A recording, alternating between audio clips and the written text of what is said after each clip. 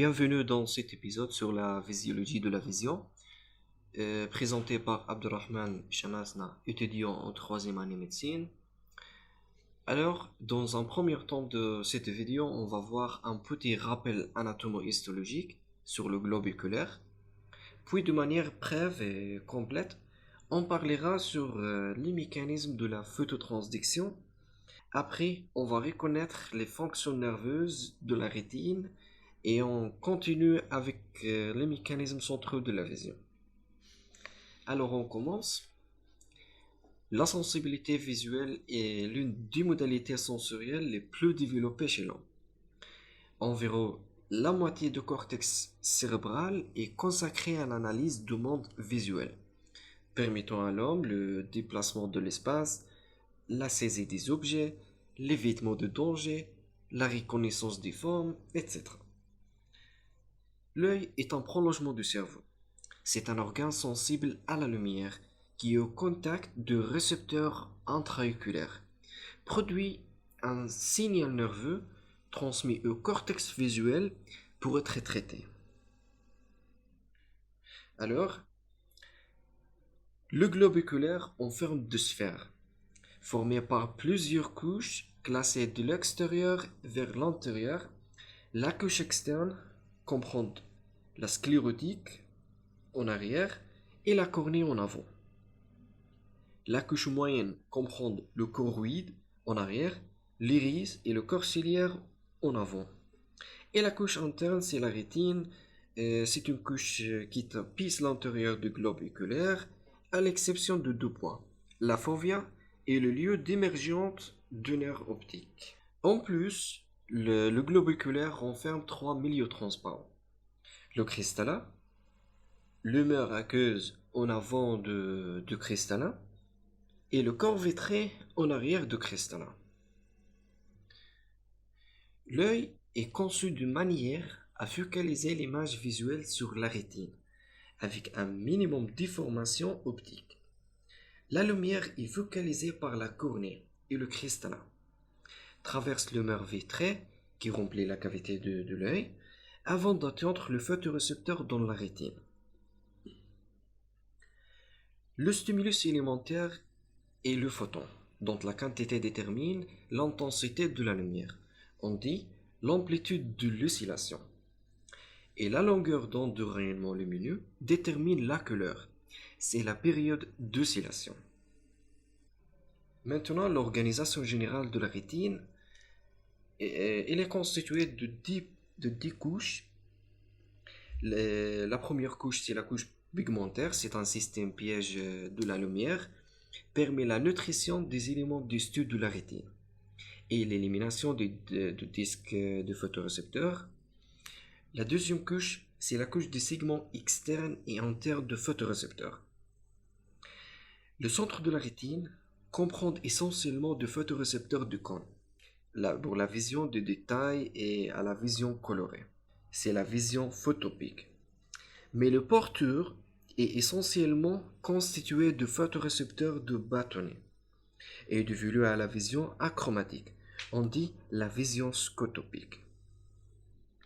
La membrane du sacule de ces photorécepteurs contient un photopigment.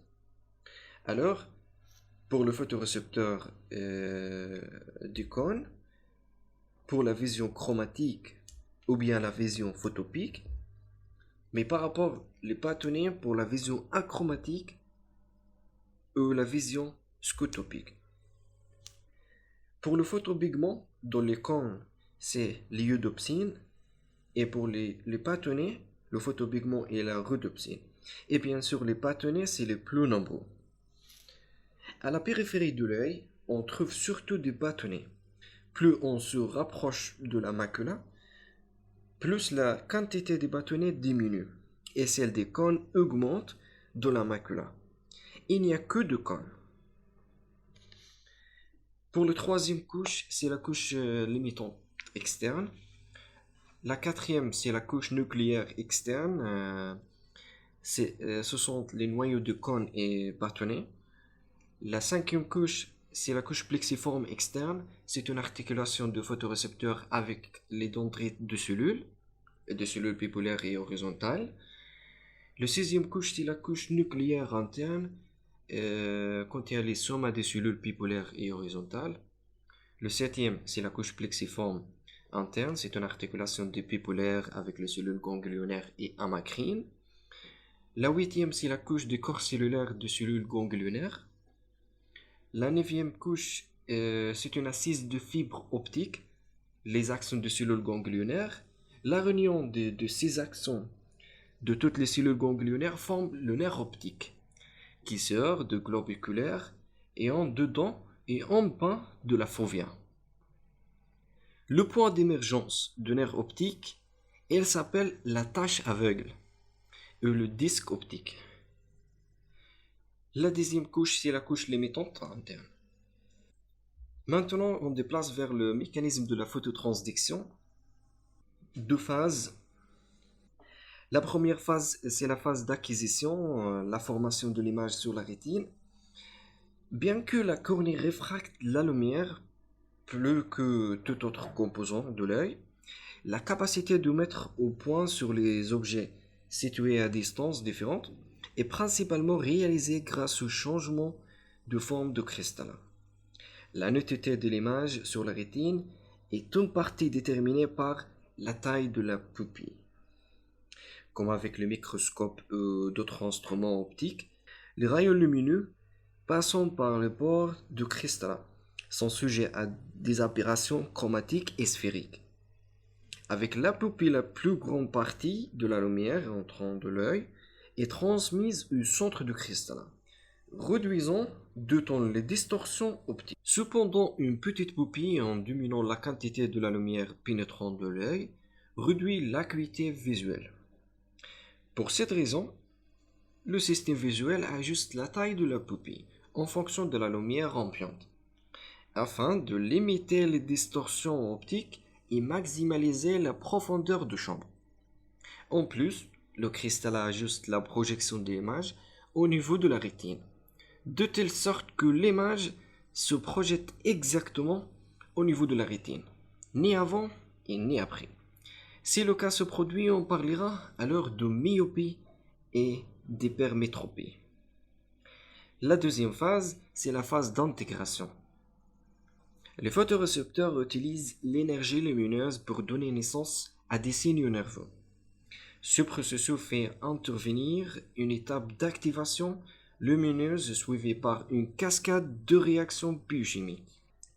Le photon lumineux est absorbé par un photon pigment, qui est une protéine liée de façon covalente au 11,6-rétinal.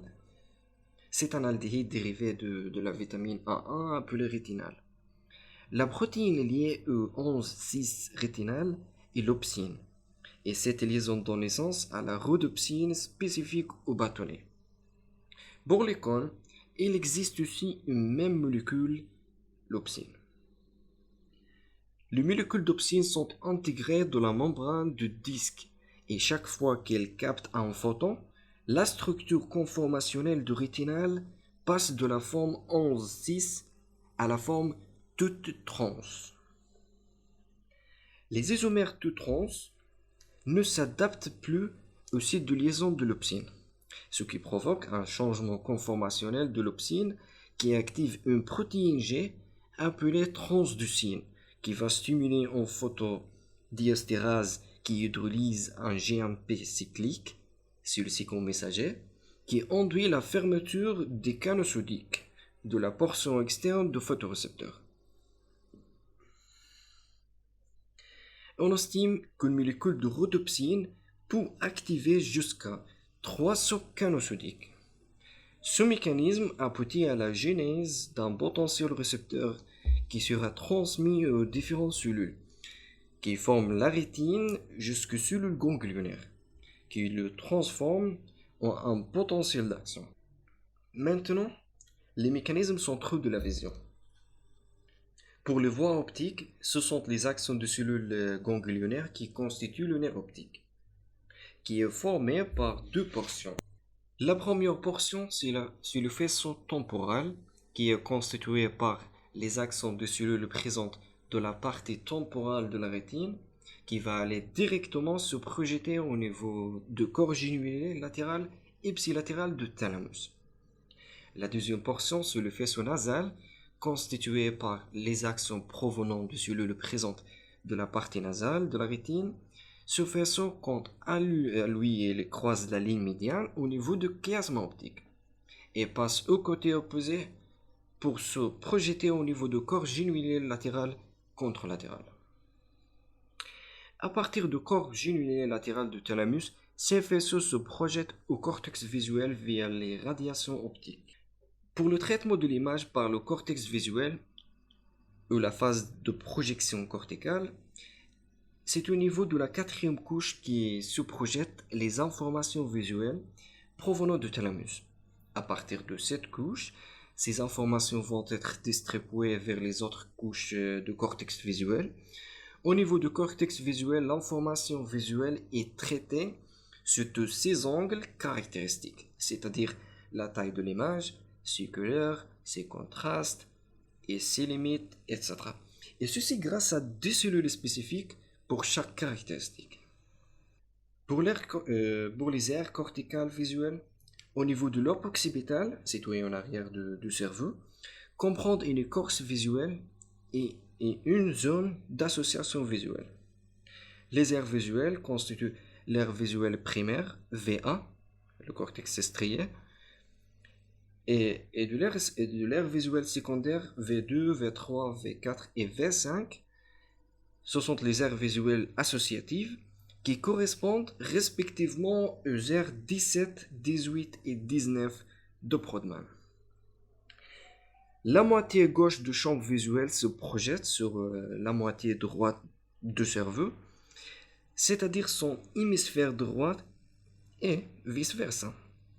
Les fibres provenant du nerf optique, donc du globe oculaire, et donc les cellules d'origine se situant dans la rétine, croisant en partie la ligne médiane à l'intérieur du chiasme optique. Comme une conclusion, on doit savoir que la destruction de l'écorce visuelle qui est située dans le lobe occipital, d'un côté, entraîne une hémianopsie homonyme contralatérale, alors que les lésions limitées provoquent des hémianopsies encadrantes. Néanmoins, la vision maculaire est conservée. Ceci s'explique par la projection corticale bilatérale. Et l'irritation du lobe occipital de l'écorce visuelle entraîne l'apparition d'hallucinations visuelles sous forme d'étincelles et de flashs lumineux.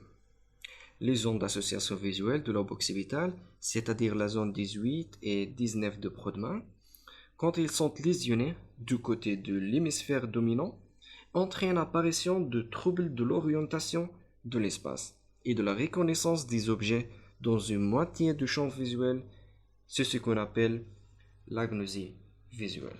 Et merci pour votre attention, j'espère que j'ai pu diffuser bien ces informations et le cours en PDF, vous pouvez le télécharger par le site en description. Et merci.